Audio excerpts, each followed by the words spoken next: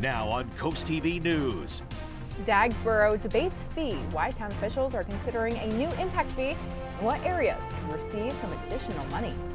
And a potential property tax perk, how one Delmarva town is attempting to give its volunteer firefighters, who are also homeowners, a little extra incentive. Well, we're running much cooler than where we were just 24 hours ago, tracking a blustery afternoon, a cold night ahead, and when our next chances of rain roll in. This is CoastTV News Midday. Good morning and thank you for joining us. Today is Monday, November 17th, 2025. I'm Grace Eckerly and welcome to CoastTV News Midday. Starting off today by taking a look outside. It looks like a pleasant scene out in Rehoboth Beach this morning as the waves are rolling in, the sun is shining off the ocean, and First Alert meteorologist Chris Mastrobono says it's likely to stay this way throughout the day. That's right, Grace. A little deceiving out there with the sunshine. We were in the 60s this time yesterday. Well, we're in the 40s right now, 49 in Cambridge. We're at 47 in Georgetown, 47 in Long Neck. But the thing is, the winds have really picked up, gusting to 28 in Salisbury. We're gusting to 29 Indian River Inlet and 28 in Millsboro. So quite a breeze and a chill in the air. We had a few stray showers and even some snow showers well to the north across the Poconos and South Jersey, but those have since dissipated and pushed offshore. We're tracking a system out in the plains and Rockies right now. That's going to eventually track eastward and bring us some light rain into Tuesday night. Temperatures are going to hover right around the 50-degree mark through the afternoon. Mostly sunny skies. It'll be a clear, cool evening. We fall to 39 by around 9, and then temperatures are really going to bottom out overnight into early Tuesday morning. You see rain chances ramp up Tuesday night, and then we'll have another system that we're going to be dealing with Friday night into Saturday. I'll go more in depth into that in my full forecast here in a little bit. Grace. Thank you, Chris. And happening today, it is the Ocean City Fire Department. They are looking at a few different things that includes paying their firefighters. Today at the mayor and council meeting, there will be a second reading of an ordinance to adopt a property tax credit for an ordinance for active members of the Ocean City Volunteer Fire Committee. And according to the town, the ordinance would offer a credit of up to $2,500. Some of those who qualify include volunteers listed as a property owner, volunteers whose primary residence is within town limits, and volunteers who have lived at a property as the primary residence for a minimum of 1 year. And if passed, it would go into effect beginning at the property tax year of July 1st, 2026. Also being discussed at this evening's Ocean City Town Council meeting, officials are expected to recommend a bid award for Worcester and Caroline Street comfort stations. Earlier this month, staff opened the process for companies to submit bids for renovations. And according to the agenda, there will be a first reading for an ordinance that would agree to regarding sewer treatment facilities. The agenda states the change would allow for increased flow capacity for West Ocean City. And taking a look into Dagsboro happening today, they're considering a new impact fee that's aimed at supporting police services. Now, according to the town council agenda, the fee would join the town's existing fees for fire, ambulance, and capital improvements. And under the proposal, developers would pay 0.5% of construction costs with a $10,000 cap for subdivisions. Single-family homes would stay under the current $5,000 cap, and if approved, the fees would apply to all future building permits. That town council meeting is tonight at 6 p.m. And firefighters were called to a structure fire in Federalsburg just before 11:30 last night. The fire company says that one-story barn and garage was heavily damaged. Luckily, no injuries were reported, but firefighters estimate nearly $200,000 in damages. Federalsburg volunteer firefighters had the fire under control in about an hour, and they say the cause and point of the origin are still under investigation. This is developing news in Laurel now. Officials say a man is in critical condition after a house fire that was on late Saturday night. Firefighters were called just after 9:30 to a home off of Route 13. The fire marshal says firefighters pulled the man out of the burning home and he was unresponsive. The cause of that fire is still under investigation. Thanksgiving is in just 10 days and travelers already have one reason to be thankful. The FAA says its flight cuts ended just a few hours ago. That was at 6 a.m. Amy Kiley shows us how the affected at least 4% of traffic at 40 large airports. I think we're going to have a smooth, hopefully, Thanksgiving travel season. Airlines are resuming their normal schedules in the U.S. today. The FAA says it's lifting flight restrictions that affected 40 major airports during the government shutdown. A joint statement from that agency and the Transportation Secretary cites, quote, safety trends and the steady decline of staffing trigger events in air traffic control facilities. It does appear that air traffic controllers are working. The call-outs are minimal, and they're all getting bonuses now if they came to work. So I think the morale there is up, as well as the TSA. Union leaders say it was hard for air traffic controllers to work full-time without pay during the shutdown. The stresses, the pressure, the fatigue is setting in. Air traffic controllers are texting, I don't even have enough money to put gas in my car to come to work.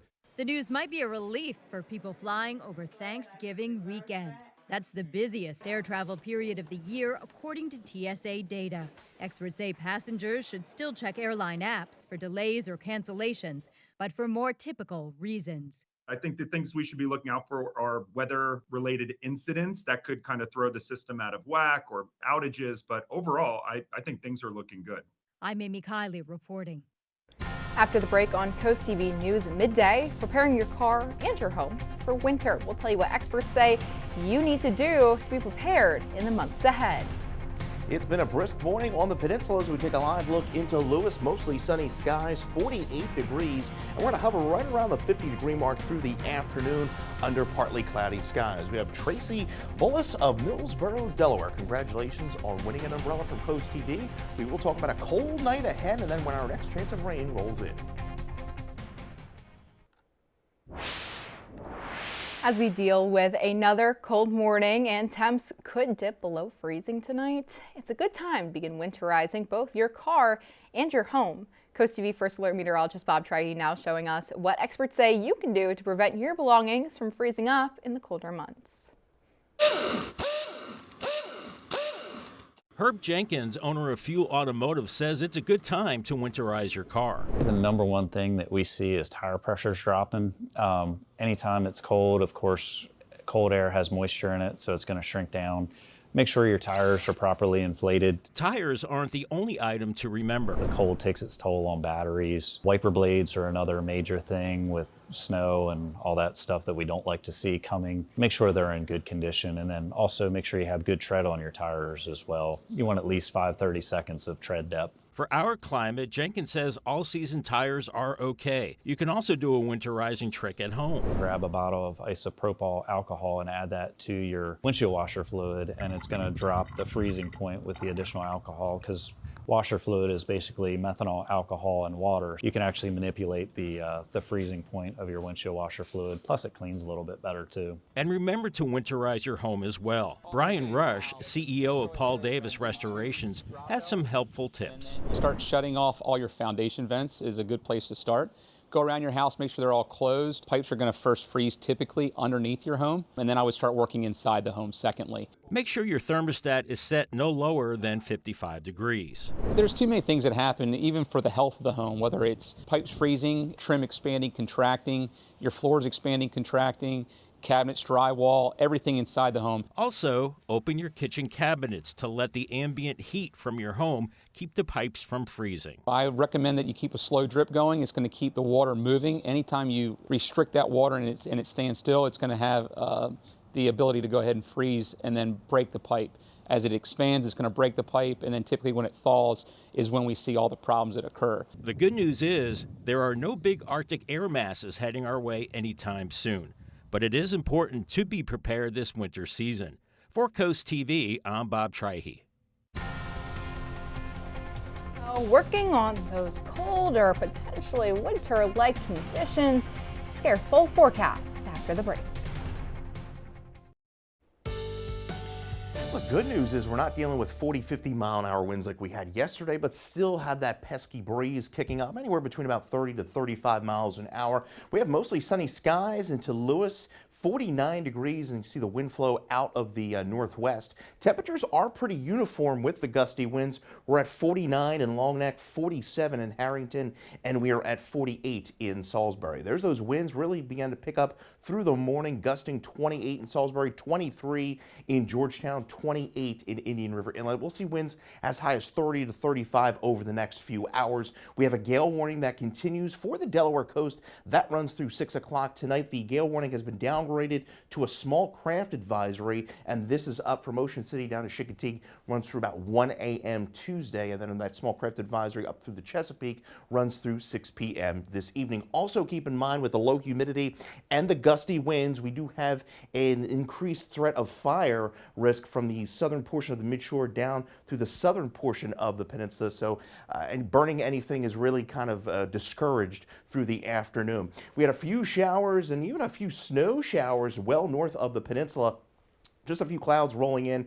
Other than that, we're going to stay on the dry side as high pressure slides to our southeast. This system across the Rockies is going to kick out and into the plains and eventually spread some moisture into our area come tomorrow night. So we're going to stay blustery. We have increasing clouds through the day tomorrow, and that's ahead of that system that will bring us around to showers. We stay partly to mostly clear through the afternoon, and clear skies. We fall to 42 by 7. And with the clear skies and calm winds, temperatures I think are going to plummet. Upper 20s for most of interior Sussex County, 29 for a low in Georgetown, 30 in Long Neck, 34 Bethany Beach. As I mentioned, those winds are going to be relaxing through the evening and overnight, allowing for those temperatures to fall. So I don't think we're going to see much of a wind chill tomorrow morning because the winds are going to relax. Temperatures are going to be falling into the upper 20s, and then there's the clouds increasing through the afternoon. I think most of the day is dry. We'll see a few showers begin to roll in late afternoon, early evening. I think the steadiest rain, rather it be on the lighter end, is going to come in mostly overnight, and then we'll see a few areas of rain lingering into Wednesday morning before we dry things out late morning into the afternoon. Most of the day on Wednesday is dry but cloudy. As far as rainfall goes, on the average of a quarter to as much as a half an inch of rain from Tuesday night into Wednesday morning. The clouds linger into Wednesday, maybe an isolated shower there, and then our next system comes in late Friday into Saturday. So the weekend may start a bit on the wet and dreary side. As we look over the 8 to 14 day temperature outlook, big holiday coming up there, Thanksgiving. 10 days away, looking at above normal temperatures at the moment. 56 for Thursday, mostly cloudy skies, 62 into Friday, and then watching for that other chance of rain into Saturday. Grace. Thank you, Chris. And coming up tonight on the Delmarva Sports Network at 8, the Salisbury Stakes will host the Philadelphia Spartans in soccer. Then it's a final score at 10:30. And here's what you can look forward to this afternoon on Coast Life at 4 p.m. Well, do you love celebrating all things local, whether it's local businesses to explore, restaurants to eat at, boutiques to shop around at? Well, we've got it for you every day, Monday through Friday, here on Coast Life, and you can find it when you join us today at 4. It's that time again for the Bless Our Children campaign, and every year CoastTV works to make the holidays brighter for kids across Delmarva. The money that you give goes to local charities who buy Christmas presents, and here's how to support. For many in our community, the holiday season can bring about stress, as they strive to create unforgettable moments for their cherished little one. And that's where the Bless Our Children campaign can help, but we need your support to make it happen. All the money you donate goes to local nonprofit organizations which give gifts to children this holiday season. And you know what, Mike? Every penny, every single one you give helps families right here in Delmarva because WBLC covers all administrative costs. Send a donation and a holiday card, and we may read your well wishes on the air.